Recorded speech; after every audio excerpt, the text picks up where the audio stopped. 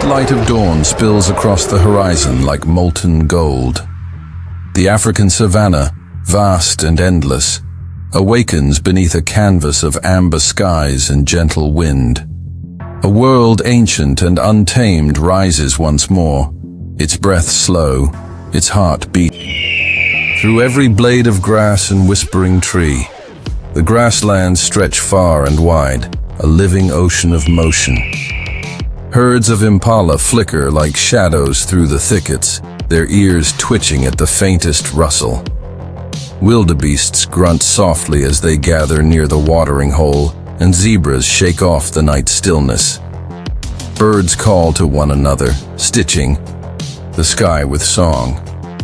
Every creature in this world is tuned to the rhythm of survival, and at the center of this wilderness, like myth wrapped in muscle, the lions rise. From atop a sun-bleached termite mound, a lone lion surveys his realm. His mane, once the shade of fire, now carries flecks of ash. Scars cross his nose. Claw marks line his flanks, and his eyes, deep, golden, and tired, speak of battles fought and won, and some never forgotten.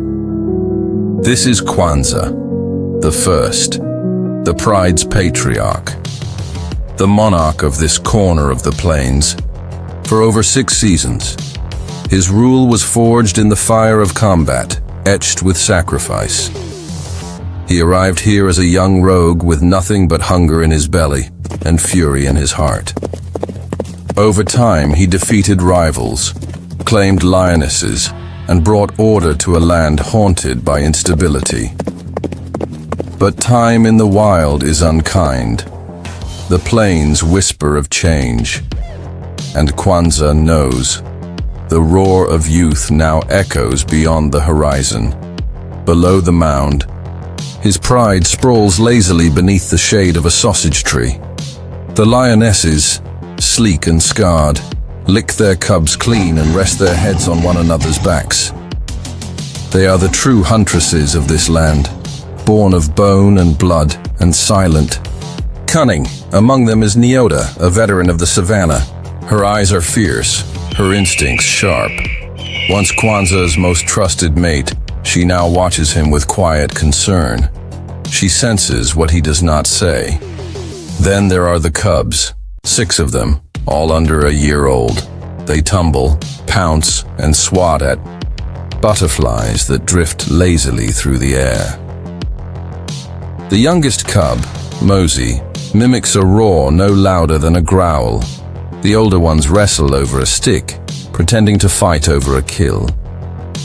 The pride flourishes, but the peace is delicate, held together by a single aging lion whose strength wanes with each passing day. Power in the lion world is earned through fangs and force. No throne is inherited. No kingdom remains uncontested. When the scent of weakness lingers in the wind, challenges follow. And today, the wind brings change. Far from the pride, in the golden tall grass beyond the baobab line, a group of nomads moves silently. 3 brothers, Musoke, Baraka, and Django, each in their prime. Muscular, unscarred, and relentless. They have followed Kwanzaa's scent for days. They are not strangers to pain. Their own father was slain by a dominant male long ago. They learned early that to survive is to take, and they have taken one territory after another, driving out weak males, claiming prides, culling cubs. But this will be their greatest conquest. Kwanzaa's territory is rich with prey, water, and lionesses. It is the jewel of the grasslands. Later that day, Kwanzaa leads his pride toward the river. He walks slowly, pausing every few steps to catch his breath. His shoulder aches, a wound from a zebra kick weeks ago. Still, he pretends. He pretends to be strong for the cubs, for the lionesses, for the legacy he holds like a burning torch. But fate does not wait for readiness. The moment arrives in silence. Birds scatter, the impala flee.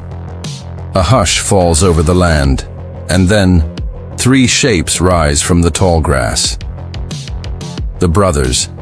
They move in slow, synchronized steps, their eyes locked on. The king. Their muscles ripple under the dust. Kwanzaa stops. So does his pride. The cubs whimper and hide behind the lionesses. Nyota steps forward, low growl in her throat. But the fight is not theirs. Kwanzaa knows what must be done. He walks forward, meeting the gaze of the young males. The wind lifts his mane. He stands tall, not as strong as he once was, but with the weight of history in every step. The brothers pause. This is no easy kill. Musoke, the largest, snarls and circles. Baraka flanks the left. Django watches for weakness, and then it begins. The silence shatters as muscle meets muscle, claw meets hide, fang meets flesh. Kwanzaa lunges first, a desperate roar erupting from his chest. He catches Baraka by surprise, slamming him to the ground. Dust flies, blood drips. But he is old. Baraka recovers quickly, biting deep into Kwanzaa's hind leg. Musoke barrels in, tackling him from the side. Kwanzaa howls, twisting, biting, refusing to fall. His mane turns red. He fights like a lion who has nothing left to lose. The lionesses watch, unable to intervene. To join would be to risk the pride. Their duty is to the future, to the cubs. Nyota holds back tears that no lion would ever show. Finally, Django joins the fray. Kwanzaa stumbles. He growls, roars, but his legs falter. The dust begins to settle, and Kwanzaa falls. The victorious males stand over his battered body. Musoke snarls once more but does not deliver the final blow.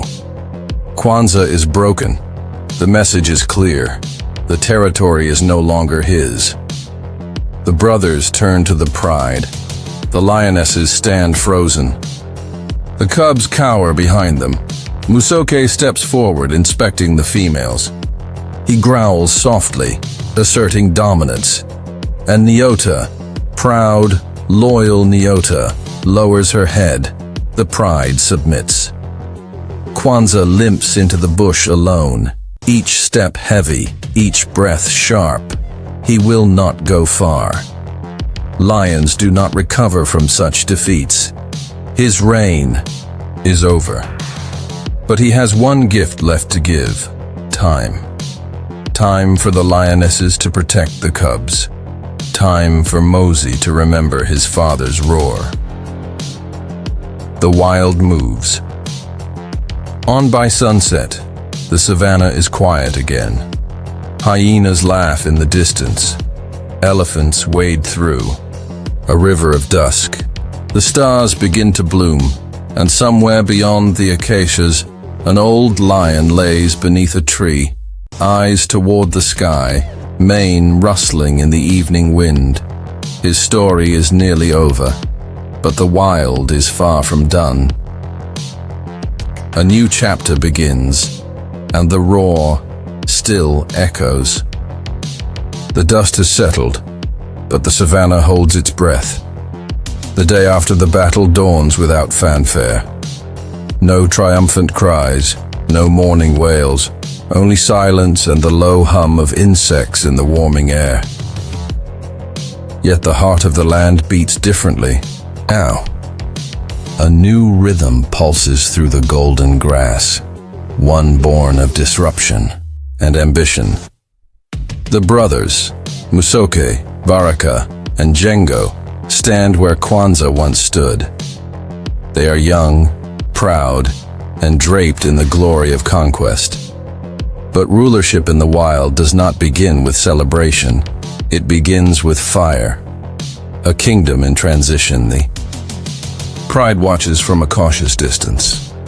The lionesses do not challenge the new kings. Their survival, and that of their cubs, depends on submission, at least for now. But the lines of loyalty do not shift so easily. Nyota especially carries the weight of uncertainty. Her mate lies somewhere in the wild, broken and alone. The cubs that tug at her belly carry his blood, and the new males, they can smell it. Infanticide is an unspoken law of lion conquest. In nature's cold arithmetic, killing the offspring of another male ensures the propagation of one's own. Mosi paces, sniffing the ground where the cubs play. His amber eyes narrow, his nostrils flare. He knows the truth. These are not his, but something stays his paw, for now. Nyota meets his gaze, unmoving, unflinching.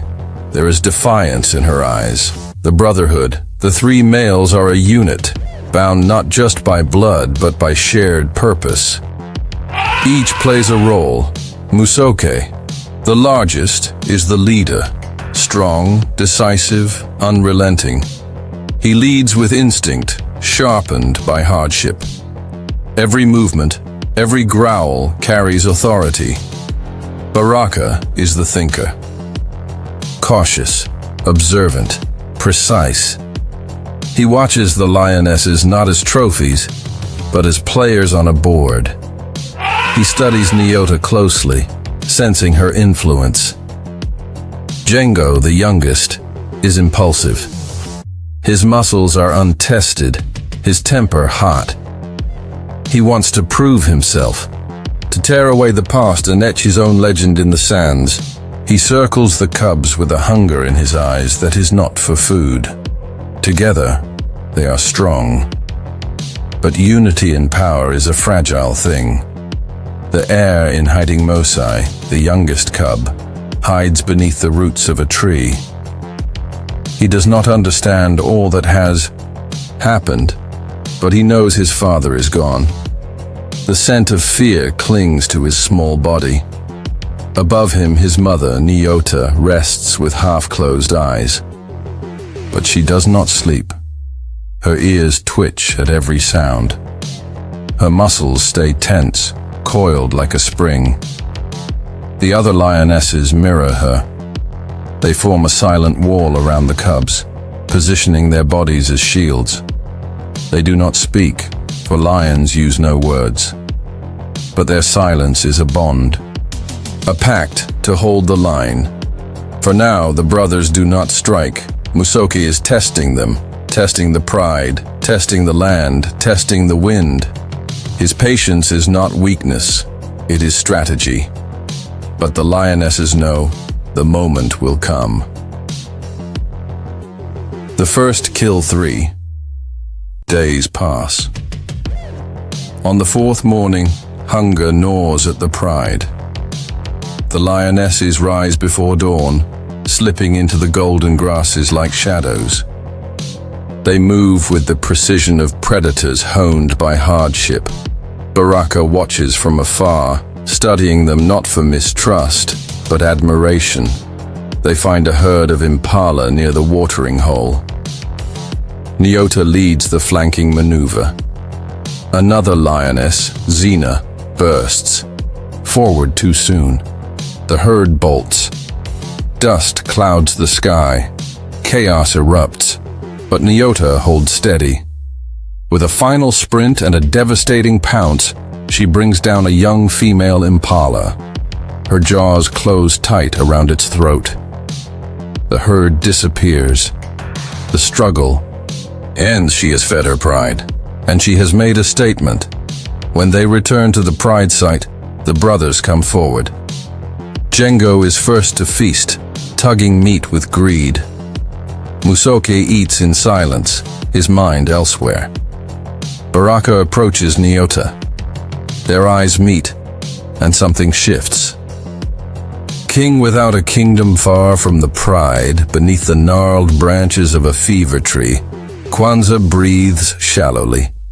His body is broken, but his spirit lingers.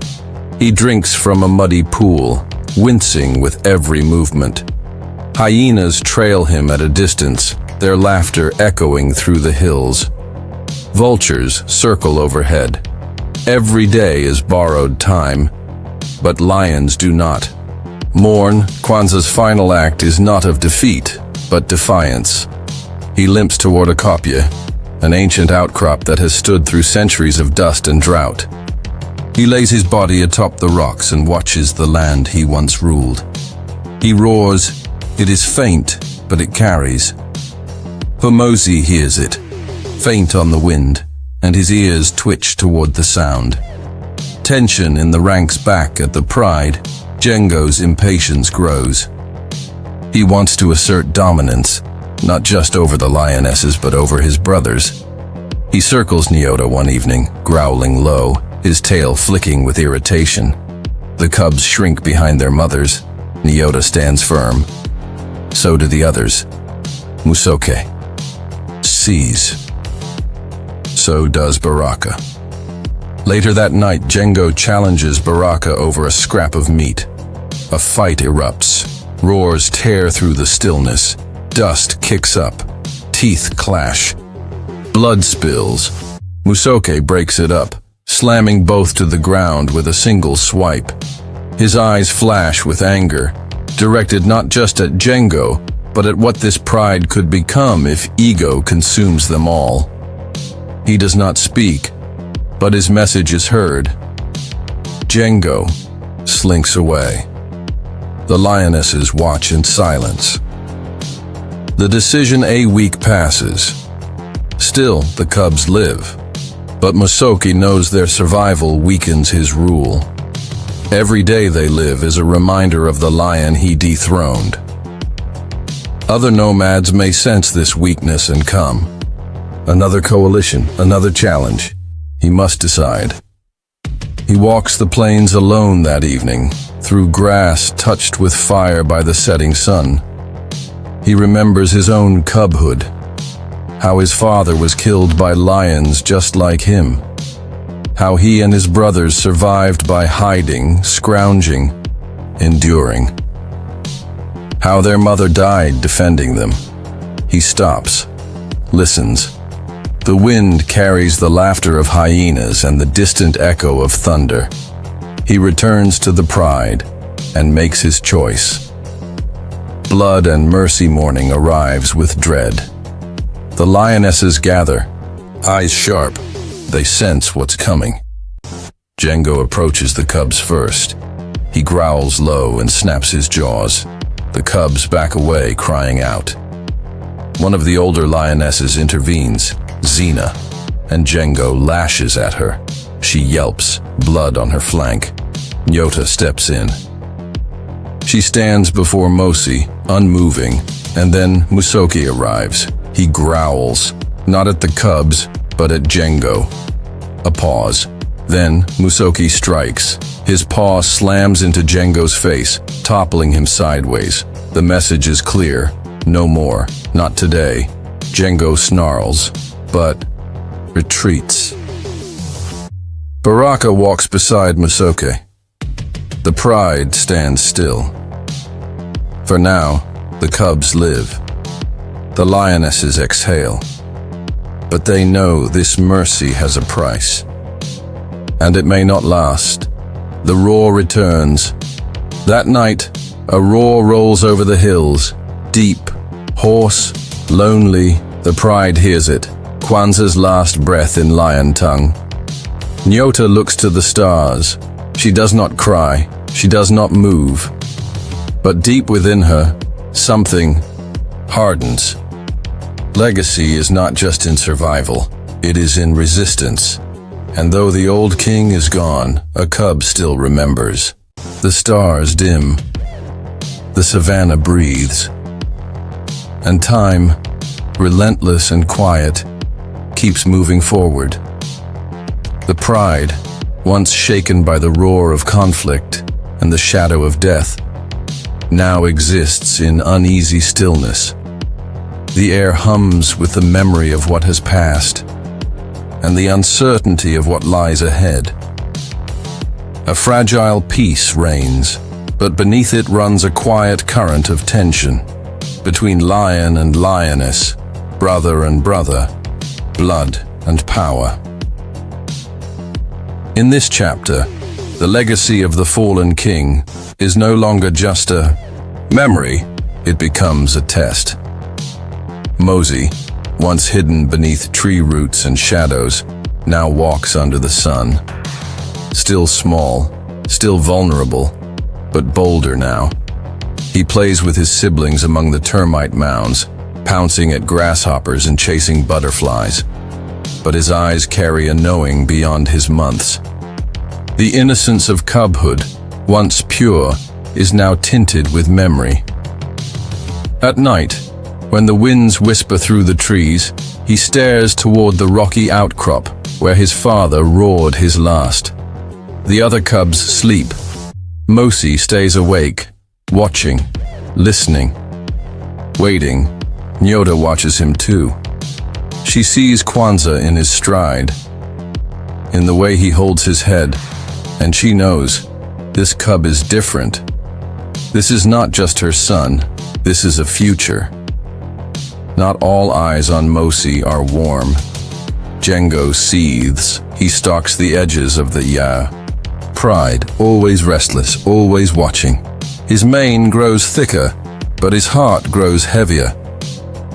He burns with the need for dominance, not just over prey or territory, but over the pride itself. His failure to end the cubs weighs on him like a thorn in his paw. The lionesses ignore him when they can. But lions are creatures of instinct. Tension cannot be ignored forever. One evening, he approaches Mosi again. Slowly, silently. The cub plays in the dust, unaware. Nyota rises before Django reaches him. No sound, no growl, just presence. Behind her, the other lionesses form a line. Baraka watches from the shadows. Musoke does not interfere. Django stops. His growl is low, guttural, filled with frustration. But he turns away, for now, whispers in the A.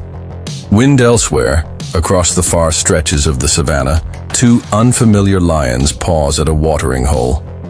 Their coats are dusty, their eyes sharp with hunger and purpose. Scarred from past battles, lean from long travels, they drink cautiously. They are nomads, brothers, and they've caught a scent on the wind, faint but undeniable. The scent of lionesses, of a pride without a settled order, of opportunity. They follow. It's step by step. The dry spell weeks pass, and with them comes the dry season. Rain clouds tease the horizon but offer no relief. The rivers shrink into muddy threads. The grass yellows. Prey becomes scarce. The lionesses hunt tirelessly but with fewer rewards. A lone warthog here, a young kudu there. Hunger wears at them. The cubs grow thinner. Mosi's eyes remain bright, but his ribs start to show. One evening, the lionesses corner a wildebeest calf. The chase is brutal. Dust and blood mingle. Victory. But it is small. Not enough. As they drag the carcass back, vultures already circle. The brothers eat first, as always. Django tears greedily. Musoke is more restrained, but hunger makes him impatient. Baraka stays thoughtful, letting the others gorge before he feeds. And when their turn comes, there's little left. Mosi eats the last scraps, his tiny teeth tugging at the bones. Survival is now a quiet war. The challenge. Within one morning, the pride awakes to roaring, violent, close. Django has had enough. He lunges at Baraka, fueled by hunger, resentment, and wounded pride. The two lions clash in a blur of fury. Dust explodes. The lionesses scatter, pulling the cubs to safety. Baraka holds his own, but he is not the aggressor. Django's rage is unmatched. Blow after blow, he forces his brother back. Then, with a final roar, Mosi intervenes. He does not roar, he acts. His massive frame crashes into Django's side, sending him sprawling. The silence afterward is suffocating. Mosi stands over Django, fangs bared, not out of hatred, but to restore order. Django lies still, bleeding, panting. No one moves. Then, without a word, he rises and leaves, not far, but away, banished, for now, to the outer edges of the pride's domain. The two unknown lions have reached the outskirts of the territory. They mark trees, roar at dusk. Their presence begins to echo across the plains. The pride hears, Mosi hears. So does Django. Baraka studies the shifting winds. He knows what's coming. Every lion does. New males mean new wars. And they're approaching at the worst time, when the pride is divided, weakened by hunger, and worn from within. The lionesses gather under the shade of an acacia. They do not speak, but they look to Mosi for a sign, a plan, a promise of protection, and Mosi, despite his strength, says nothing, because he does not yet know how this will end. Nightfall and firelight that night. Lightning tears across the sky. Far in the distance, a brush fire ignites. Flames stretch into the horizon like a serpent of orange and red. The pride watches from a rocky ridge, silhouettes against the firelit backdrop. Mosi presses against Nyota. His eyes are wide, not with fear, but wonder. The savannah, in its cruelty and beauty, always finds a way to remind them. Everything is fragile. Everything is earned. Nothing is permanent. Baraka turns to Mosi. We can't afford to be divided, his eyes seem to say. They know tomorrow may bring war. The test of legacy, as the flames die in the distance and dawn approaches, Nyota takes Mosi to the watering hole. It's a quiet morning. No sounds but the lapping of water and the buzz of insects. She nuzzles him gently. A lesson passes between them, wordless. Then a roar. Not Mosi, not Django. New voices. The nomads have arrived. They're not charging. Not yet. But they stand boldly, not far from the ridge. Muscles taut. Eyes fixed on the pride, Mosi, Baraka, and even Django now emerge, forming a wall between the pride and the invaders. 6 lions, 2 outsiders, and behind them, the future, small, fragile, and watching with silent awe. The bloodline has been tested, but the final trial is still to come. The land stills, the air thickens, a storm of fangs and fury brews beneath the silver eye of the moon. The savannah, ancient and wise, has seen many wars, but none like this. A pride once united by blood is now fractured by fear. A kingdom once ruled by kings is threatened by the unknown. And in the shadows, destiny watches with bated breath. The nomads have arrived, and with them, the scent of conquest. The arrival, the nomads are brothers, tall, scarred, seasoned by years of exile. Their names are unknown, their pasts untold, but their eyes tell enough. They do not roar in rage, they do not rush in blind, they move with intent. Every step echoes the confidence of lions who have fought for every breath. Their muscles ripple beneath sun-scorched coats. Their manes are not yet full, but their will is undeniable.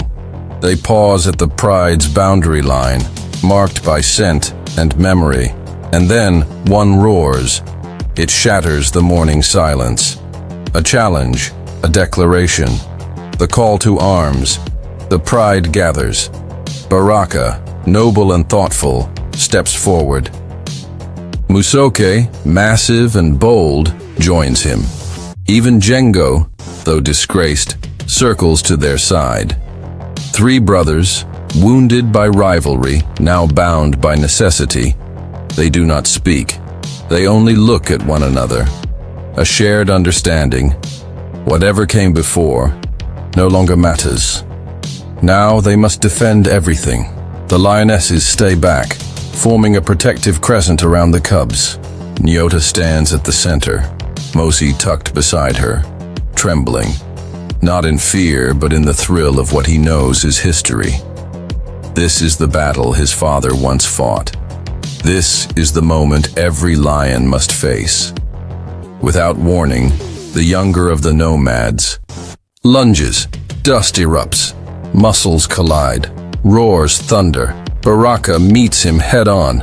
Their bodies crash like boulders in a river, teeth snapping, claws raking. Django flanks the elder nomad, circling, waiting. Musoke does not move, yet. He watches, measures. Then he charges. The savannah explodes in chaos. The lionesses keep the cubs behind a wall of thorn bush. Nyota's eyes never leave Mosi.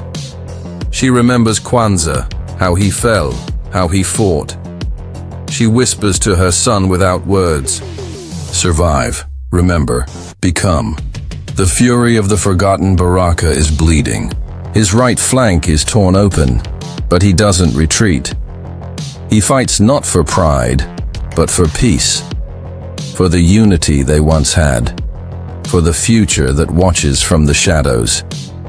Django, long bitter and angry, now finds focus.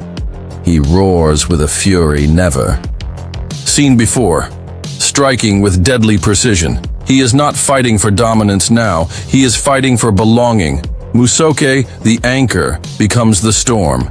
He slams into the younger nomad, pinning him, teeth at throat, then lets go, only to strike again, over and over.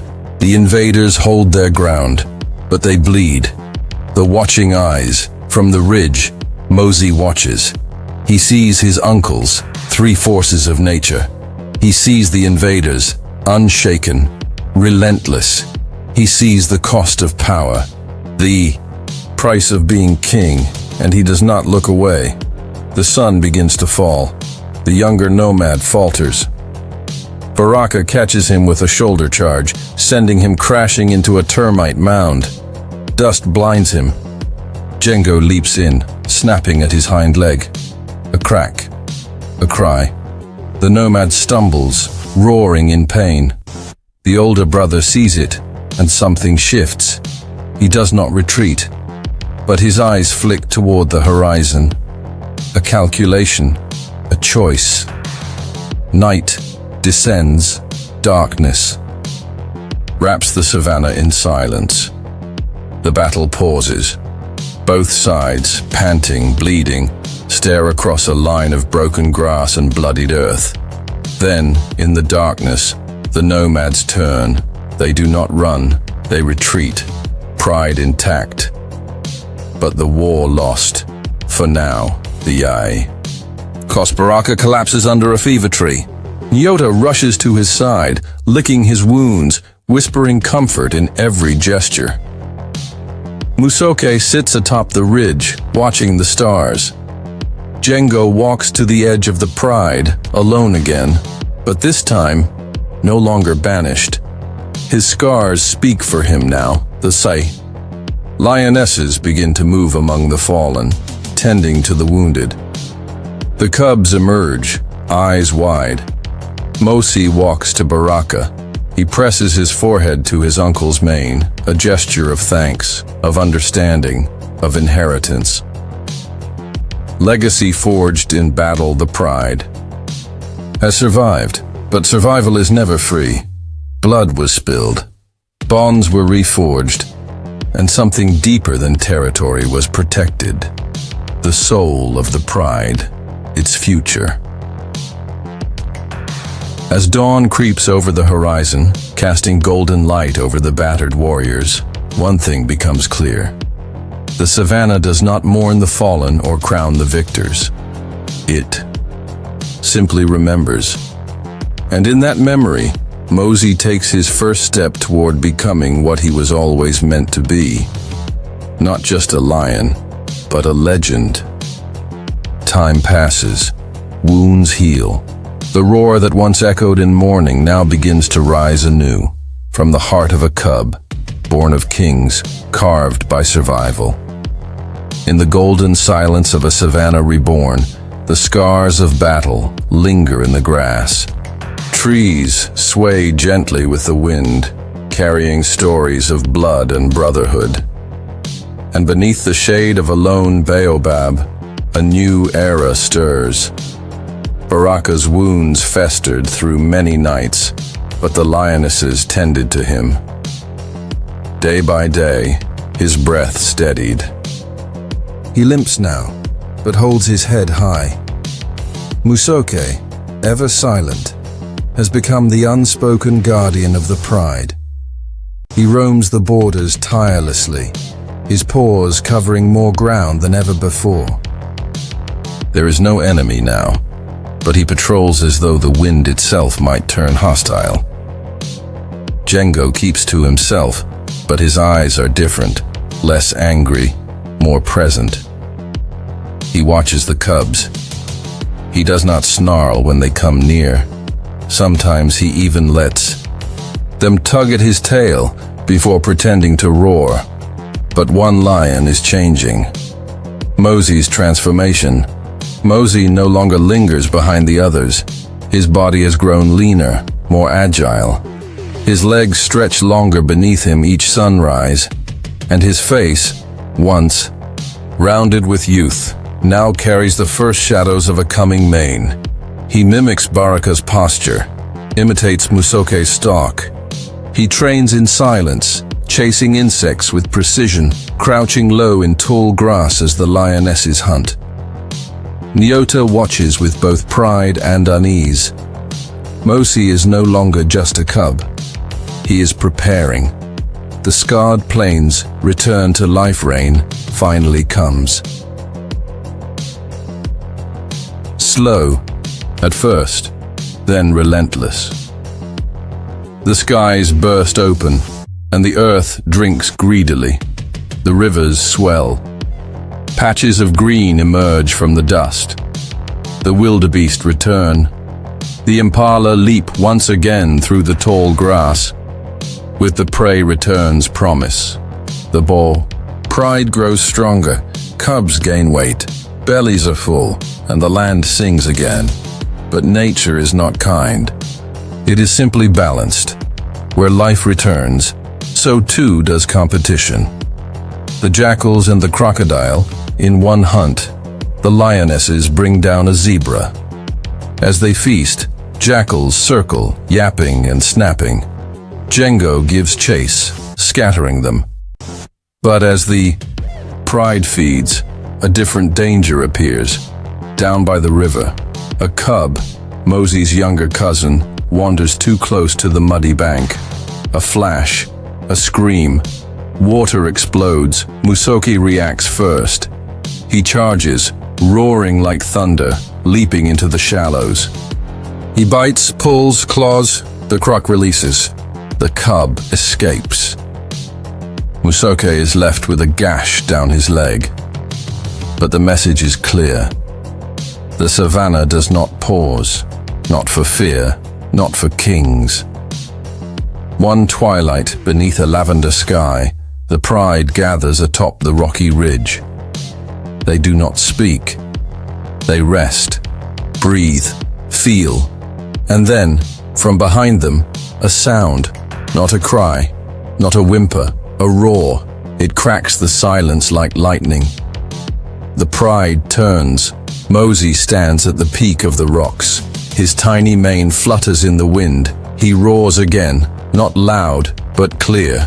Musoke closes his eyes. Baraka smiles. Nyota stares, silent tears in her eyes.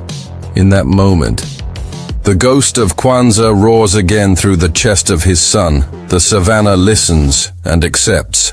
The nomads return, but peace is never forever. One dusky afternoon, a lioness on patrol catches a scent. Old familiar. The nomads, still alive, still hungry, still watching. They do not come close, but they make their presence known. Their bodies are thinner. One limps. The scars of the past fight remain, but they are not done. They wait, and in their waiting, they make a mistake. Mosi's choice. That night, as the pride sleeps, Mosi rises. He walks past the sleeping lionesses, past Baraka's gentle snores, past the quiet rustle of Musoki's breath. He walks alone, to the ridge, where the wind carries the scent of his enemies. He does not call for help. He stands, staring into the darkness, and then he roars again and again and again, not to invite war, but to declare his presence. I am here. I remember. I will not run. In the distance, the nomads hear him. They do not respond. They leave. Silently, Mosi returns before dawn. No one asks where he went, but everyone knows. The circle restored. Seasons change once more. Cubs grow. Elders age. Musoke now walks slower, but remains. The pride's shadow. Baraka teaches the young ones to stalk.